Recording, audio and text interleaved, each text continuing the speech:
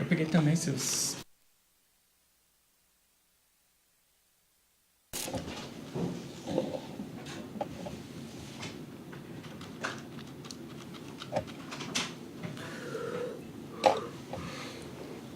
Olá, está no ar mais um Ponto a Ponto, um programa do Partido dos Trabalhadores, da liderança aqui da Câmara dos Deputados. E nós vamos conversar hoje com o deputado Assis Carvalho, do PT do Piauí, e vamos fazer uma análise de conjuntura do Brasil, a situação do país nesses 100 dias de governo Bolsonaro, e também uma retrospectiva histórica de como era o nosso país, como está sendo hoje e qual é o futuro, quais são os desafios dos parlamentares progressistas, né, aqui dentro dessa casa, para que o Brasil possa voltar a gerar emprego e renda, dividir renda e também barrar a reforma da Previdência e outros retrocessos e outros ataques aos direitos da maioria do povo brasileiro.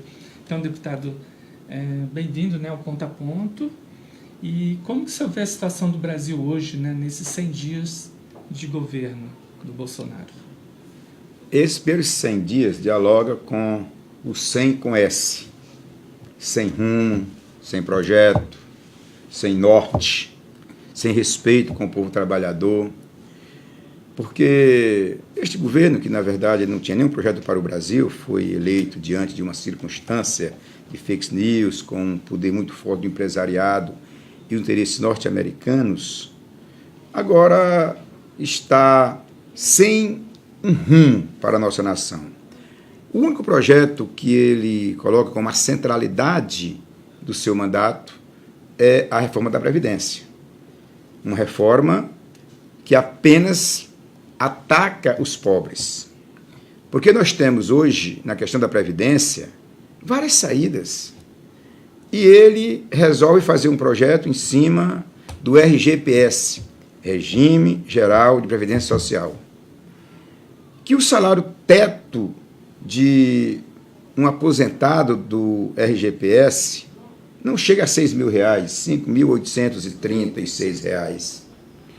Mas 70% dessas pessoas ganham 2 salários mínimos.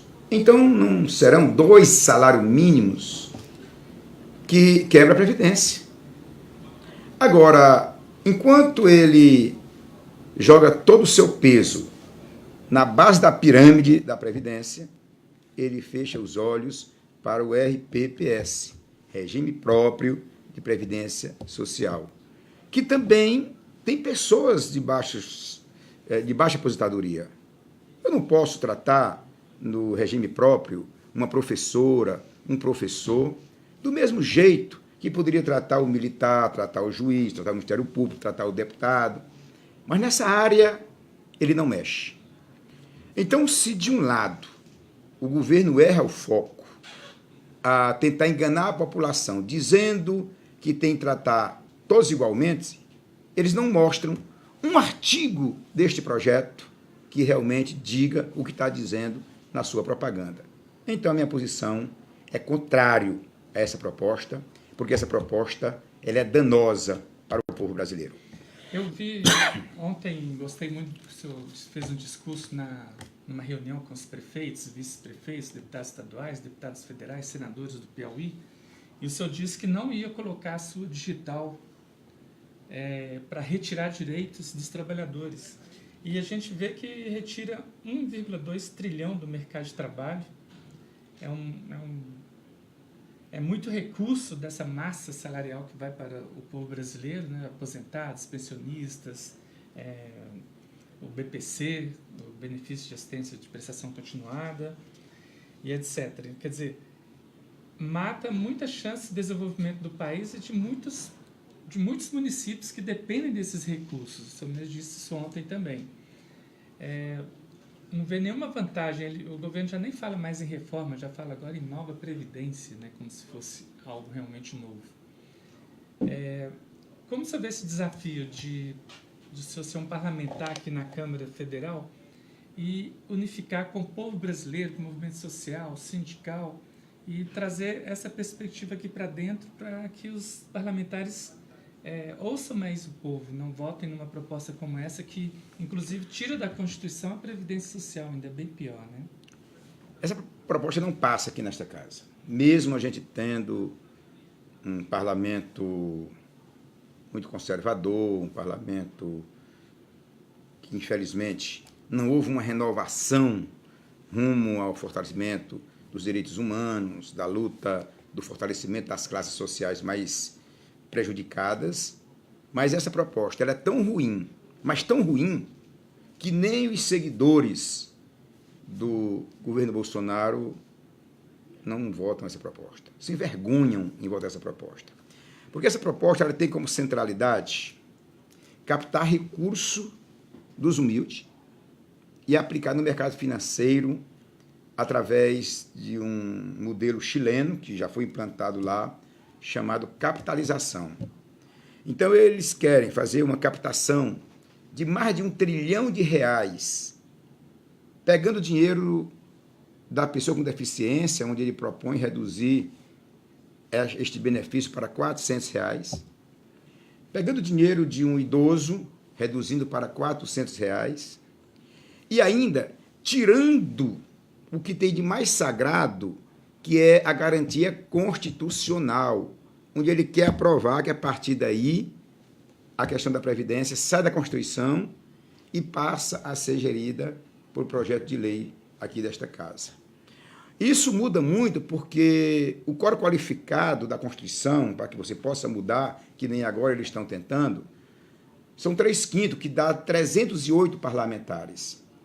No momento que eles tiram essa prerrogativa da Constituição Federal, passa as alterações serem feitas com 257 votos dos parlamentares. Lei complementar é um cheque em branco. É um cheque em branco para o governo. Então, nós não poderemos aceitar, e isso aqui também não passa. Agora, eu tenho dito que se o governo quisesse mesmo fazer uma capitalização de R$1 trilhão para fortalecer a Previdência, tem onde fazer. E eu me proponho a votar uma proposta se ele tivesse coragem de fazer, como, por exemplo, a dívida ativa da União, dita pela própria assessoria do presidente, ou pelos próprios órgãos do presidente, tem 2 trilhões a serem cobrados. De quem? De grandes empresários, de banqueiros. Sonegadores. De sonegadores. Então, por que o governo não pega e diz, eu vou cobrar o que se deve a este país, e dos 2 trilhões que se deve aos cofres da nação, eu vou pegar 1 trilhão e vou colocar na que ele diz que é uma conta que está vermelha, está deficitária. Mas se ele não tem coragem de enfrentar os sonegadores, tem uma lei, conhecida aqui, a lei de 1 trilhão, onde o Michel Temer, que apoiou o Bolsonaro, um apoiou o outro, Michel Temer foi presidente com apoio de Bolsonaro e Bolsonaro foi presidente com apoio de Michel Temer, tanto que do governo Bolsonaro tem o Osmar Terra, do MDB, que já era ministro do Temer e continua. Tem o Carlos Marum, que era ministro do Temer e continua. Então, eu coloco isso, que ele pode revogar esse benefício maldoso de fazer uma renúncia fiscal ou uma tributação especial de R$1 trilhão para as exploradoras de petróleo multinacionais que pegam aqui a nossa riqueza. Qual a graça de eu abrir mão do dinheiro brasileiro para beneficiar a Shell norte-americana ou outras exploradoras de outros lugares do mundo? Revogue isso. Você tem novamente R$1 trilhão que pode ser colocado na Previdência. Nós temos outras alternativas. Nós temos, por exemplo, a situação da cessão onerosa dos blocos de gás e petróleo, que toda vez que tiver um novo leilão para que as exploradoras peguem estes blocos, estes valores a serem capitalizados, né? Vou fazer uma captação desse recurso por a conquista do bloco, pode ser um valor para o buraco da Previdência. Então, você não tem coragem de mexer nos privilégios deste país, que são os salários elevados de uma parcela do RPPS, que é o regime próprio de previdência social, faça por esse outro caminho. Agora, não tem sentido fazer mexendo exatamente em quem já tem tão pouco. Isso não há acordo e eu confio que esta casa não vai aprovar esta maldade que, lamentavelmente, o presidente de fake news mandou aqui para o parlamento. Eu queria, deputado, um comentário do senhor sobre a parte mais prejudicada nessa tal nova Previdência, que é a mulher. A mulher já tem uma tripla jornada de trabalho. As professoras, as trabalhadoras domésticas, que também vão ter um prejuízo muito grande se essa tal reforma acontecer. Como é que o senhor vê, assim, querer prejudicar as mulheres no país que mais precisam de atendimento, principalmente quando ficar grávida, né? A licença maternidade praticamente deixar de existir na capitalização no momento que a mulher mais precisa, não vai poder contar com essa previdência social constitucional como é hoje. Este governo ele tem uma relação estranha com mulheres. Lembro-me, antes da sua eleição, ele falando sobre seus filhos e que por um vacilo nasceu uma filha. Uma fraquejada. Uma fraquejada, Absurdo. ou seja, a filha que ele tem é filha de uma fraquejada, dito por ele. Depois ele monta um ministério, aí coloca 2 mulheres. Depois ele usa a palavra e começa a fazer o deboche, dizendo que o governo agora era paritário. Tinha a mesma quantidade de homens, 20 homens, e mulher, porque tinha 2, mas cada uma faria 10. Então, ali para ele, estaria tendo a paridade. Na semana seguinte... Ele disse também na campanha que a mulher poderia ganhar menos. E já aí a reforma da Previdência já coloca claro isso. Disse outro momento, logo depois, que a sua ministra mulher Damares era uma ministra de menor importância no governo.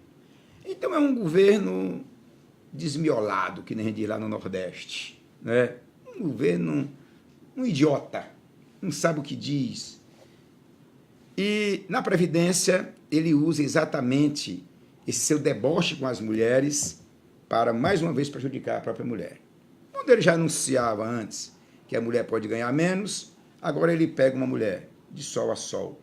Não estou dizendo de uma mulher que tem um trabalho intelectualizado, que tem que ter todo o respeito, mas uma pobre mulher do regime geral de previdência social, seja uma comerciária, seja uma trabalhadora rural, seja qualquer área que ela trabalhe, e ele exatamente faz uma proposta de piorar as condições dessa mulher poder se aposentar. Uma mulher que, de certa forma, pelo modelo cultural brasileiro, que precisa ser mudado também, ela tem que cuidar do trabalho, ela cuida da criança, ela cuida da cozinha, e tudo isso não é computado. E ele, ainda achando pouco, diz que para que a mulher se aposentar, para que venha se aposentar, praticamente tem que ter quase o mesmo tempo do homem. É um governo que não tem noção de gente. E eu tenho colocado claro, se quiser mandar uma proposta para cá, atacando privilégios, conte com o meu apoio. Agora, enquanto vier para cá, propostas, atacando mulheres, atacando humildes, trabalhadores do povo, atacando idosos, atacando pessoas com deficiência, não contem com as minhas digitais. Jamais votarei a favor de um crime desse. E dizer muito claro, o que se diz na televisão, o que se reproduz nas entrevistas, dito pelos marqueteiros da base do governo, é o contrário do que está no projeto. Quando ele diz, se não tiver a reforma, o mundo se acaba, o Brasil quebra, e todo mundo tem que receber igualmente. Pois mostre qual é o artigo que está dizendo isso no projeto. É só mostrar.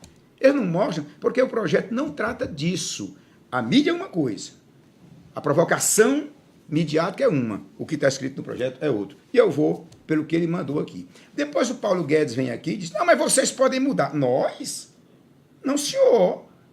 Quem tem olhar técnico contratado pelo povo para dizer o que é que tem que ser feito é quem está no executivo. Traga a proposta. Agora eles mandaram, por exemplo, essa proposta dos militares, que beneficiam mais ainda os militares. E eu tenho dito, bom, quer fazer a reforma dos militares? Eu topo votar a reforma dos militares. Não tem nenhuma dificuldade. Até porque ela é muito boa para os militares. Agora transforma todo o povo brasileiro no mesmo regime dos militares, ganhando os mesmos salários, tendo os mesmos benefícios. Não é para ser todo mundo igual? Aí eu vou votar essa proposta. Se fizer a proposta dos civis igual a dos militares, conte com o meu total apoio.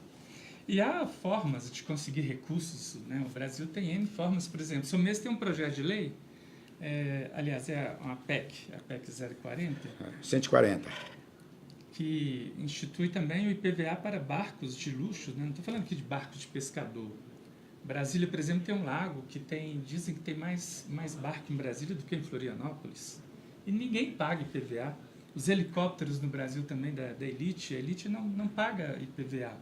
Quer dizer, só daí já viria uma fonte de recurso muito grande, mas esse projeto de sonho ainda está na casa aqui para ser votado. Né? Todo deputado que olha o meu projeto aplaude, defende, mas ele não tem coragem, porque quem tem helicóptero não é gente do povo. Quem tem o jatinho não é gente do povo. Quem tem as barcas que brincam no Paranoá não é gente do povo. E aí está um exemplo claro. Ora, qual é a explicação do cidadão ter uma moto para trabalhar? Ele paga IPVA. Agora, o cidadão que tem um jatinho, que tem um helicóptero, que está poluindo o ar, não pode recolher imposto. Qual a explicação do cidadão ter um iate, ter um barco de luxo, cortando as águas, sujando, poluindo e não pagar imposto? Olha, isso não entra na minha cabeça. E eu tenho esse projeto, e toda vez que eu falo dele, tem uma reação dos poderosos e começam a mandar recados. Não estou preocupado com isso. Eu só tenho um compromisso com o meu mandato, com o povo humilde do meu país. E o meu projeto eu vou lutar. Um dia eu espero que ele ainda seja aprovado por uma questão de justiça. E ainda tem também o entreguismo do governo brasileiro, né? Por exemplo, privatizando a Eletrobras, uma empresa riquíssima brasileira, que não tem nem preço de todas as nossas hidrelétricas, mananciais, rios, nossas águas, nascentes. E o senhor também está defendendo a manutenção dos empregos nessas privatizações que o governo vem fazendo e gerando demissão. Quer dizer, um governo ainda antinacional que entrega o nosso patrimônio e ainda demite, né, o trabalhador dessas empresas. Esse projeto seu também está na casa tramitando. Pois é, eu apresentei mais esse projeto e não é novidade nenhuma no meu país. Eu sou funcionário aposentado da Caixa Econômica Federal. E quando fecharam o BNH, Banco Nacional de Habitação, houve um projeto nesta casa fazendo com que os funcionários do BNH fossem incorporados à empresa Caixa Econômica Federal. E assim foi feito. Quando houve o fechamento da Caixa Forte, houve um projeto nesta casa incorporando os funcionários e funcionárias da Caixa Forte, que era um banco de habitação, para a Caixa Econômica Federal. Quando fecharam o Banco do Estado do Piauí, para ficar mais perto da gente, nós lutamos por um projeto semelhante e conseguimos incorporar os funcionários do Banco do Estado do Piauí ao Banco do Brasil. O que eu estou propondo agora?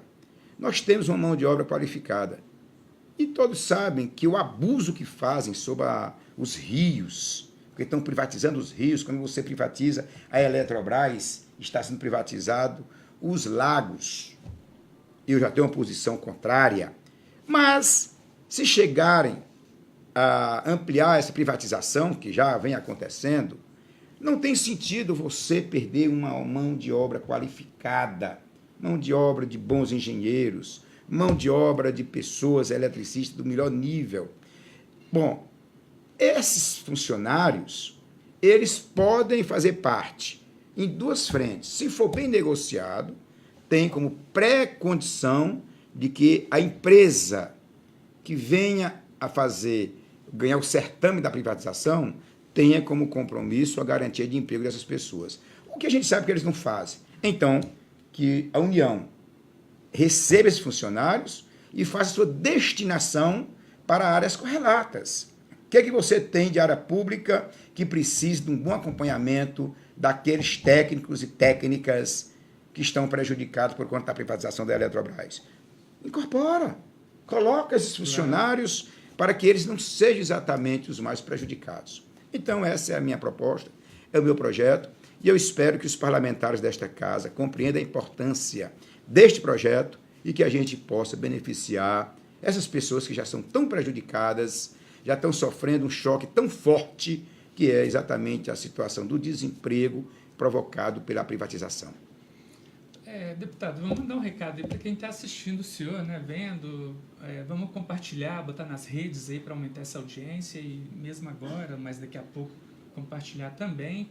E a gente manda um abraço bacana aí para vocês que estão nos acompanhando no seu celular, no seu tablet ou no seu computador. É importante porque esse é o canal de comunicação que nós temos para dialogar com o nosso povo. Então, nos ajude a divulgar as nossas propostas, que aqui do Parlamento tenho certeza que aqueles que acompanham o meu mandato sabem do meu perfil e precisam exatamente conhecer os nossos projetos, porque a rede convencional jamais vai divulgar aquilo que interessa aos trabalhadores mais humildes, que é exatamente o compromisso do mandato. Então vamos fazer do seu celular uma arma em seu benefício, não uma arma contra você e você ficar aí compartilhando fake news, né? Vamos compartilhar o que é bacana. Deputado, vamos entrar aqui na 22ª Marcha dos Prefeitos, que termina amanhã aqui em Brasília, e são diversas as reivindicações e possibilidades de recursos para os municípios brasileiros, né? Para as cidades brasileiras onde realmente o povo vive. Por exemplo, o petróleo. Tem aí já há 6 anos, desde março de 2013, que a ministra Carmen Lúcia sentou em cima, lá engavetou a divisão dos royalties do petróleo. Seriam mais de 22 bilhões para os municípios hoje.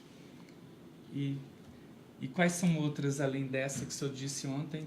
Tem outras propostas também que são interessantes hoje para gerar recursos para os municípios.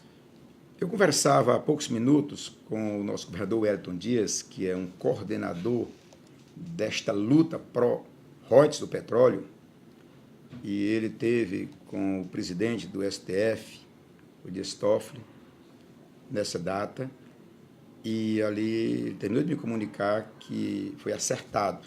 Ele teve a reunião ontem e hoje eles já publicaram de que essa liminar está sendo apreciada no dia 20 de novembro. Acho muito tempo, porque se quisesse poderia fazer mais cedo, já que estamos há 6 anos. Mas é melhor uma esperança distante para novembro, né, do que não ter nada. Então está marcado o julgamento desta liminar dos royalties do petróleo para o dia 20 de novembro deste ano. Agora, eu falava com os prefeitos para que a gente possa ter alguns cuidados. O prefeito e a prefeita, ele precisa ter um olhar no seu município, nas coisas imediatas, mas ele tem que ter um olhar para o Brasil. Quando você fala do imediato, o prefeito e a prefeita estão preocupados com os royalties do petróleo, que melhora o caixa do seu município. O prefeito e a prefeita precisam se preocupar com a cessão onerosa dos blocos de gás e petróleo, que pode injetar um recurso permanente, e esse projeto está no Senado, ele pode injetar um recurso com mais consistência no seu município. Ele precisa se preocupar com outras alternativas que eu levantava ontem, como a reforma da Previdência. Uma cidadezinha do meu estado do Piauí, lá do interior, hoje o que os aposentados recebem por mês varia de 2 até 5 vezes mais do que o FPM. Esse recurso é o recurso que aquece o mercado local. Esse é o recurso que o cidadão compra na quitanda, que o quitandeiro consegue colocar o seu filho na escola, o medicamento, e gera emprego e renda. Com essa reforma absurda da Previdência, em 5 anos, esses aposentados estariam recebendo menos da metade do que recebem hoje, porque eles não conseguiram se aposentar. Então, este bolo da aposentadoria reduziria em mais de 50% no município. Ora, e aí o mercado desaquecido gera desemprego, gera violência, gera pobreza. Então, o prefeito não pode fechar os olhos para essa realidade. Mas eu dizia ontem também que aqui nós temos uma pauta do qual todos nós defendemos o município, então poderemos nos reivindicar municipalista. Mas nós não poderemos ser municipalista demagogo, porque às vezes o cidadão põe uma proposta debaixo do braço e eu sou municipalista. Mas quando chegou a emenda 95, que congelou o dinheiro da saúde e da educação por 20 anos, por 20 anos, esses ditos municipalistas votaram essa proposta. E o recurso lá da cidadezinha do interior desse prefeito, durante 20 anos, é menos direito para a educação dele, da educação do município, é menos dinheiro e direitos, naturalmente, para a saúde. Então, é como se eu estivesse dando com uma mão e tirando com duas. Então, a gente tem que saber separar os cordeiros dos leões. Quem votou o congelamento por 20 anos, prejudicando o município brasileiro, não tem moral para dizer que é municipalista.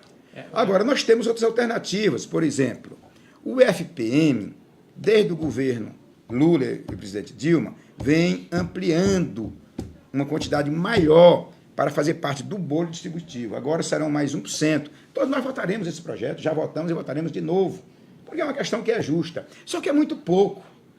Eu coloco 1% do FPM e congelo o dinheiro da saúde por 20 anos.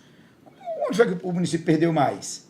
Se foi exatamente no momento que ele congelou o dinheiro para a saúde e para a educação, prejudicando o município. Eu quero os dois. Eu quero 1% do FPM, mas eu quero descongelar este crime que praticaram com a emenda constitucional 95. Essa emenda constitucional 95, para derrubar ela, já tem uma proposta de emenda constitucional aqui dentro, tramitando também, se não me engano, é do Partido dos Trabalhadores. Né? Nós temos projetos. Agora, hoje, se a gente só consegue derrubar essa proposta, se conseguirmos um grande movimento de rua, porque a força interna do governo não tem interesse. E a segunda marcha dos prefeitos, essa 22ª marcha dos prefeitos ontem, nem discutiu o fim dessa emenda 95. Né? Esse é o problema. Os prefeitos têm um papel fundamental nos seus municípios, mas eles ficam tão assim, envolvidos com o cotidiano do município que esquecem de colocar na pautas macros.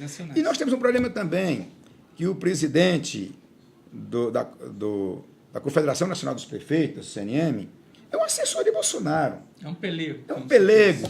Então, se não mudar isso aí também, é que nem você imaginar que o jogador do time adversário vai fazer um gol a meu favor. Só se for gol contra, né? Aí é um erro. Não faz, então, isso não vai acontecer. Então, tem que mudar também a direção dessa confederação. Eu prestigio os prefeitos do meu estado, me reúno com eles, mas eu não vou acompanhar, porque é um pelego, é um puxadinho do Bolsonaro e sempre quer conduzir os prefeitos para levar mais prejuízo para os municípios, fazendo uma grande demagogia. É um gol contra, se não tomar cuidado. Então, esse encontro, essa marcha de prefeitos aqui em Brasília pode marcar um gol contra. Não, primeiro que a favor dos municípios. Primeiro que eu quero aplaudir a marcha do ponto de vista da visão geral. Sim, o prefeito tem que estar unido, o prefeito tem que estar discutindo o assunto. O que eu estou dizendo é que precisa alguém tomar a coordenação disso, porque o presidente que está aí à frente da CNM não vai defender prefeito porque ele é ligado a Bolsonaro. Então, eu estou colocando nesse sentido. Ele é um assessor, ele é um puxadinho. Mas a marcha tem que existir, eu quero bater palma para a marcha. Ela produz muitos documentos bons que, inclusive, ajudam aqui o nosso mandato durante o ano. Mas, lamentavelmente, eu não posso concordar com o olhar ideológico equivocado do presidente do CMN, da CNM, que, infelizmente, tem o objetivo mais de proteger o governo, que é Estado, que de proteger os prefeitos e prefeitas. Inclusive, vai ser bom divulgar a carta, né, que o senhor ajudou a participar, o senhor participou desse encontro, a carta dos prefeitos do PT, nesse segundo encontro de prefeitos e vice-prefeitos, né, prefeitos e prefeitas do Partido dos Trabalhadores. Mas, deputado, o senhor esteve em Curitiba, né, este final de semana, foi dia 7 de abril, fez um ano da prisão de uma pessoa inocente, que é o presidente Lula. Essa questão de ter um preso político no Brasil hoje, essa ameaça à democracia, né, às leis do país, as prisões arbitrárias, como que o senhor vê essa questão também? Politizar a questão do Lula é beneficiar a classe trabalhadora, é pelo menos relembrar o que foi o governo Lula de distribuição de renda, de crescimento do Brasil. O Brasil chegou a ser a 6ª potência econômica do mundo. Eu tive uma oportunidade de ver uma exposição do reitor da Universidade Federal do meu estado do Piauí. E ali o José Arimatea Dantas dizia que, na gestão Lula, o orçamento da Universidade do Piauí cresceu 350%.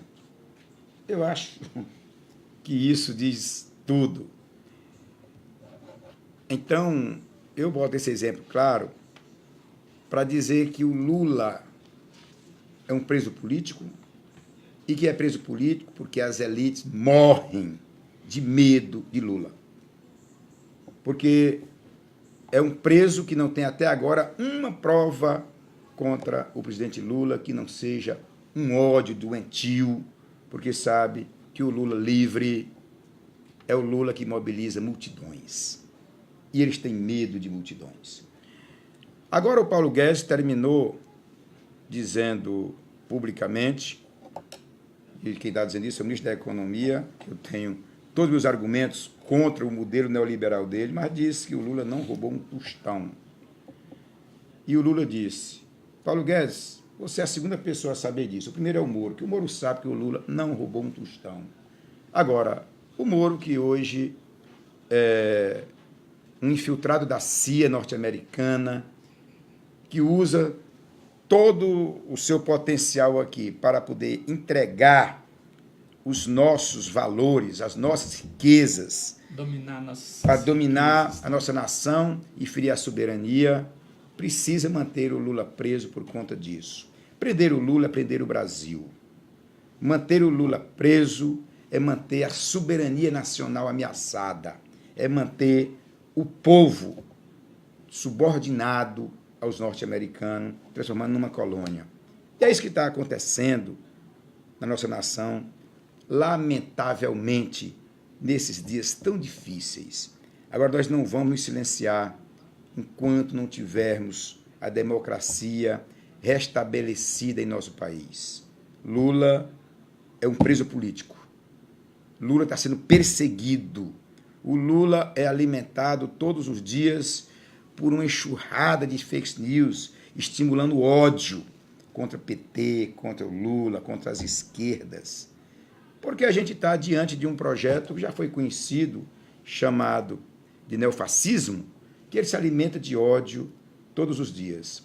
E é o que eles chamam hoje de guerras híbridas, que são as chamadas revoluções coloridas e as guerras não convencionais. O que é isso? A revolução colorida é você criar as fantasias e distribuir em uma força tão grande que essa fantasia ela é transformada numa verdade na cabeça daqueles e daquelas que recebem essas linhas, que vêm no Facebook, que vêm no Zap, no Twitter, em tantas outras linhas alternativas de comunicação eletrônica, nos e-mails, enfim.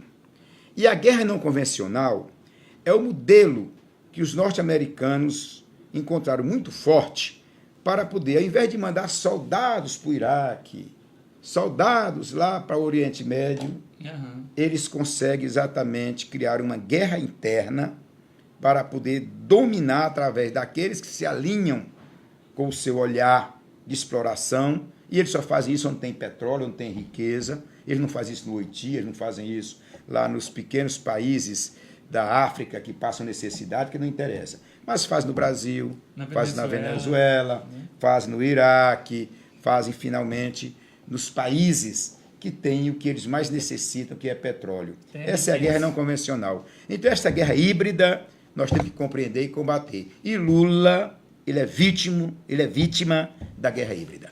Só não consegue roubar o sol do Brasil, né? Pois é, então para levar tudo. Roubado. E não demora, porque... É o principal reator solar. Né? É, mas não demora. Mais da fotossíntese. Do jeito que eles fazem, eles estão roubando o petróleo, quer levar a nossa água e uma força muito grande para levar o nosso sol e o nosso vento, que gera energia solar e energia fotovoltaica, né, que é a solar, e a eólica, que é a energia dos ventos. Hoje eles já estão ocupando... E a da fotossíntese, que é o álcool. Né? Eles já estão ocupando todos os espaços para que sejam empresas multinacionais que dominem esse mercado. Porque a partir daí eles passam também a se beneficiar de algum jeito de levar as nossas riquezas. Eles são insaciáveis. Eles não têm limite. Para poder os norte-americanos viver bem, eles têm que sufocar os países que se permitem ser colonizados. E morro de vergonha uma nação tão bonita que nem o meu país, agora está se ajoelhando diante de uma violência dessa, que é aceitar ser colônia dos Estados Unidos. Deputado, eu vou mandar aqui rapidinho um abraço para os prefeitos amigos do senhor que estão em Brasília, né? Alagoinha do Piauí, o Jorismar Rocha, Altos, Patrícia Leal, Aroeira do Itaim, Wesley de Deus, Barras, Carlos Monte, Bom Princípio do Piauí, Apolinário Costa, Brasileira, Paula Araújo, Cajazeiras do Piauí, Aldemar Neto, Campo Maior, Ribinha, Caracol, Gilson Filho, Caraúbas, Caburé, Domingos Mourão, Júlio César, Esperantina, Vilma Morim, Inhuma, Silva Júnior, Jurema, Helder, Marcolândia, Chico Pitu, Marcos Parente, Pedro Nunes, Nossa Senhora dos Remédios, Manuel Lázaro, Novo Santo Antônio, Edgar Bona, Pajeú do Piauí, Sebastiana, Paquetá, Tales, Tavuçu, Julimar, Picos, Padre Valmir, Prata do Piauí, Neguim Barbosa, Santa Cruz do Piauí, Barroso Neto, Santa Rosa, Veríssimo Siqueira, Santo Antônio de Lisboa, Wellington Carlos, São João da Canabrava, Messi Abreu, São João do Arraial, Vilma Lima, São José do Divino, Antônio Felícia e Tanque do Piauí, Filho Tio. Mais algum, deputado? Primeiro, são um grupo de prefeitos e prefeitas que tem uma relação muito decente com a nossa história, com o nosso mandato, e eu quero abraçar cada um e cada uma. Infelizmente, alguns dos prefeitos e prefeitas não puderam estar presentes nessa caminhada, porque, como o Brasil, o Piauí sabe, nós estamos diante de uma situação muito crítica no Piauí, que são as elevadas chuvas, as enxurradas, que têm, inclusive, provocado mortes. Então, muitos desses prefeitos estão com as suas cidades alagadas e me ligaram pedindo a minha compreensão, e estão compreendidos, estão lá exatamente ajudando a tirar as pessoas de determinados alagamentos. Mas a grande maioria esteve aqui presente. Só posso agradecer do fundo do meu coração o carinho que esses prefeitos e prefeitas têm conosco, vice-prefeito e vice-prefeita, vereadores e vereadoras, e o povo do movimento social mais modesto do meu estado. Eu sou muito grato a Deus, porque a elite também do meu estado, 24 horas ela fica procurando uma lupa para encontrar falhas no meu mandato, falha na minha condição de vida, mas já são aí praticamente mais de 16 anos e não encontram, porque o meu compromisso é com a verdade, o meu compromisso é com o meu povo, e sei que a perseguição que muitas vezes são dirigidas a mim é porque são dirigidas contra todos aqueles e aquelas que fazem opção pelos pobres. Não é por acaso que o Lula está preso. Se o Lula está preso porque fez uma opção pelos pobres, quando pegou um Brasil, que era a 12ª economia do mundo, deixou a 6ª economia do mundo, como é, e o Lula e o PT prejudicou o país, se você praticamente melhorou a economia, a condição de vida das pessoas, tirou o Brasil do mapa da fome, pagou a dívida que tinha com o FMI para não estar mais batendo continência para os norte-americanos, aí desorganizou as finanças. Isso desorganizou as finanças para quem, cara pálida? Para os norte-americanos, sim, porque começou a organizar os BRICS, para dizer que não ia mais dizer amém ao Banco Mundial e ao FMI. Isso foi o que incomodou. Mas nós estamos aqui de pé e o povo brasileiro é muito maior do que aqueles e aquelas que, nesta batalha, estão entregando o patrimônio aos norte-americanos. Mas a guerra será nossa. Eu tenho esperança. E eu ouvia o grande líder que eu tenho assim, uma admiração extraordinária, que é o Frei Leonardo Boff. E ele relembrava uma frase de Santo Agostinho, quando dizia: não podemos perder a esperança, mas só a esperança quando o esperançoso faz andar os irmãos gêmeos, a indignação e a coragem. Então é com a minha indignação e com a minha coragem que eu quero exatamente reafirmar a minha esperança, que eu espero que seja a esperança alimentada pela indignação e a coragem de cada homem, de cada mulher do meu país, que não quer ficar de joelhos diante dos norte-americanos. Deputado, nessa batalha da comunicação, nosso tempo já encerrou aqui e por mim, como eu adoro essa batalha da comunicação, ficaria aqui o tempo todo e o senhor também é muito bom de mídia, expõe muito claramente o que pensa, o que está querendo para o país, né? Então, uma comunicação muito fácil com o senhor.